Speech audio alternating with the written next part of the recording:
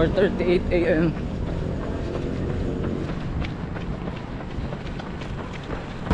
Or 45 AM, mag-coaching tayo ng may gawain stoplight, may gawain crossing, then kanan tayo ng 7-Eleven.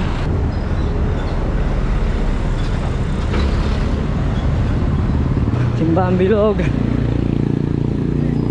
4:53. First water station 10K.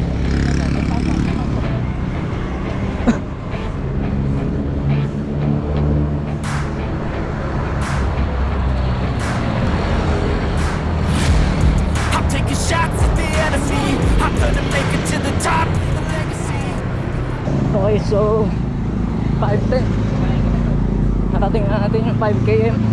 Ito yung half ng takbo. So may bibigay sila dito. Siya pangatlo. Dito na po ikot no? 10K. Opa. Kaya pala silang bibigay. Parang dun sa kabila may binibigay eh. Same route lang tayo, same way. Kaya may mga nakasalubong tayo. Papunta naman dun. Yung mga nasa unahan ko na hindi ko mahabol. Takbong chill lang. Gamit pala natin shoes ngayon is Motiva. Hindi talaga siya running shoes eh, walking shoes siya. Pero mang okay naman. Last time naitakbo siya ng 9km eh. So ito yung time niya para mag first 10km. At 5:22 AM pa lang pala. Balik na tayo dito sa toll gate.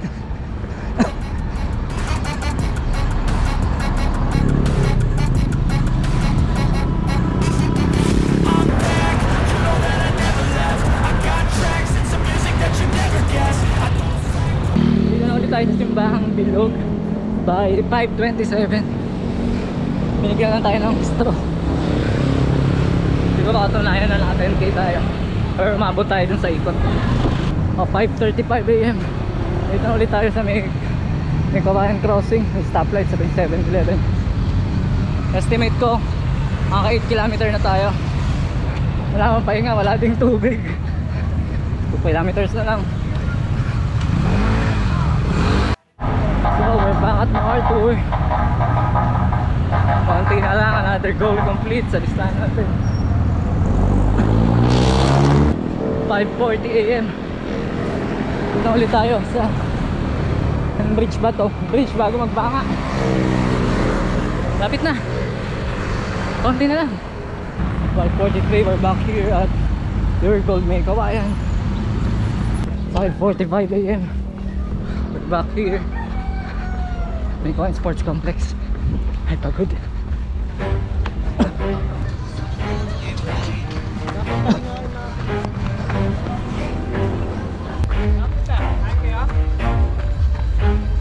Never stop, I'll get it if I want it. Gotta make to myself a promise. I won't quit, keep going till I got it. I won't give up till I'm on top. Yo, no, I ain't the type to give up. If I do something, man, I do it till I get what I want. I turn a business out of nothing into something I love. I got a poker face, but honestly, I'm not.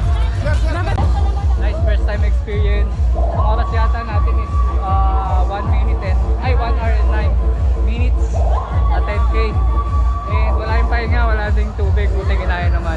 Siguro ang naging challenge ko lang is parang ina-acid ako, yung napapadigay ka ng maasim, mga 6 mga 7 beses yata. Pero so far good naman. Yung sapatos okay naman. Medyo parang papaltusin lang dito sa may kanan, pero okay lang. Shoutout sa event na to, thank you. Kasali siya.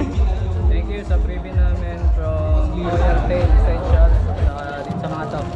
Dito, Bitmark. And ito. Locally.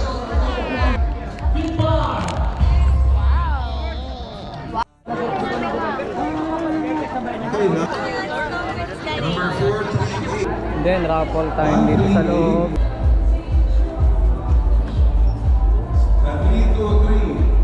6:24 AM, waiting lang tayo ng mga winners dito sa parang gym nila.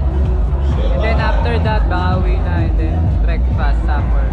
Top 10 sa men's division. 122, 72, 190, 333. Okay, sa babae. 261. Okay. Palakpakan po natin sila. Next year, siguraduhin niyo kayo naman nandito ha. Kaya minamadali natin. O, Ramon ka ulit. Layo din eh, mga pang Ito na tawag na lahat to. Ibaba muna natin. pang 7 tayo. Di ba? Mga ganun, pang 8. Pero pwede. O, the engineer. It's 7:17 AM at tayo ay pauwi na. May event pa eh, para nag-raffle pa sila sa loob. Nandito pala tayo sa May Kawayan Sports Complex. Isa to sa plano namin takbuhan soon. Kasi ang ganda dito, may oval. Hindi pa ako nakakatakbo sa ganyan eh. So experience natin yan next time sa ibang vlog na lang.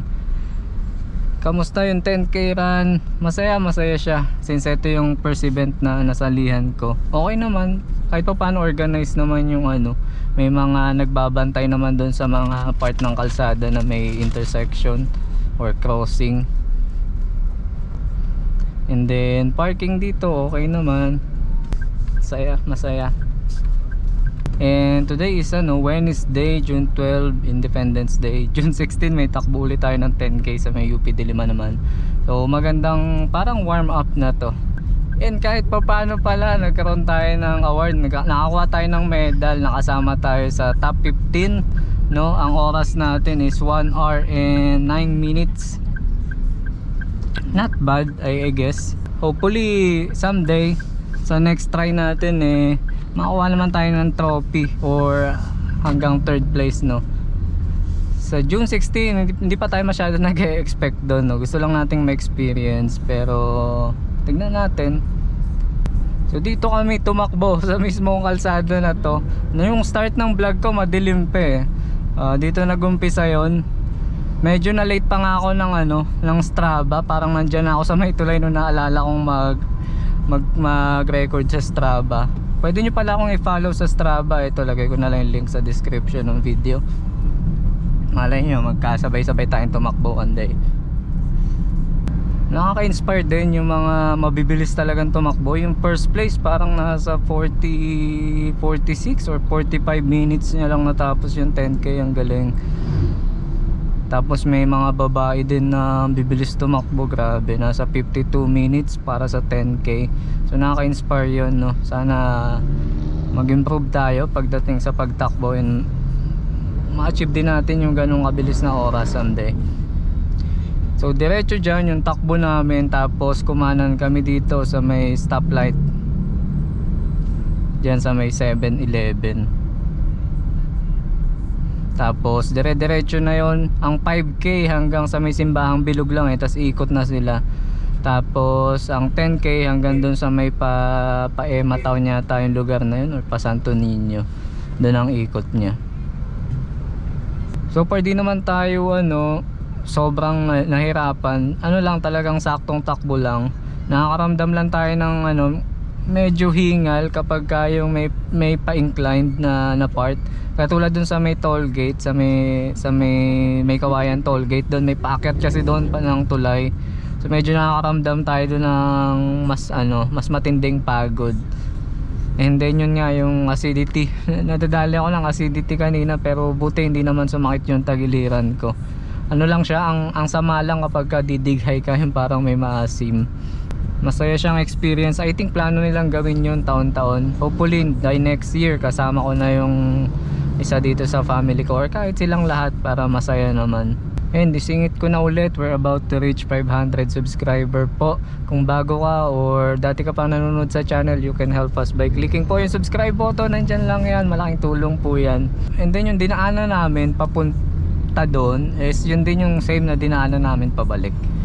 So thank you sa mga organizer, lalo na sa bawat barangay na may mga nag-a-assist. Talagang pagka nakita nilang dadaan kami pinapahinto nila yung mga sasakyan.